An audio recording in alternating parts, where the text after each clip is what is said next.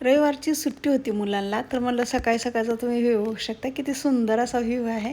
आणि मी देवाची पूजा करून घेतली, सकाळी सकाळी लवकरच करून घेतली, कारण आम्हाला जायचं होतं साई मंदिरामध्ये. आणि मला येऊन पोळ्या आणि भाजी करता येईल, शेवग्याची भाजी, सॉरी पोळ्या आणि राईस करता येईल, तोपर्यंत मी भाजी करून घेते मुलांचा आवरेपर्यंत. तर दोघांनाही आंघोळ घातलेला, आज सुट्टीचा दिवस, मग दोघांना आंघोळ घालून घेते, कारण दररोज तर घाईमध्ये काही देवांशला आंघोळ घालणं होत नाही, त्याचं तोच करतो. आणि आमच्या शिवला कुठली गोष्ट नाही दिली ना, तो अजिबात कुठलंही काम मला करू देत नाही. कपडे घालणं पण जबरदस्तीच घातले त्याला, आणि केस पण विंचरण्याचं. आणि आता तर मी म्हणलं देवाच्या पाया पडून घे, तर तो उठता उठत नव्हता.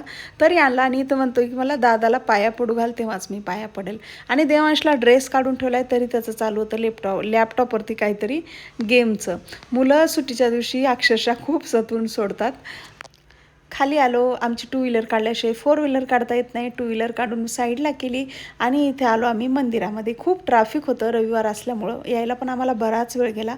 आणि खूप असं सुंदर, एकदम मन लागण्यासारखं प्रशस्त मंदिर आहे, साई मंदिर. आळंदी रोडवरती येतं, तुम्ही जर गुगलला टाकलात ना तुम्हाला भेटून जाईल.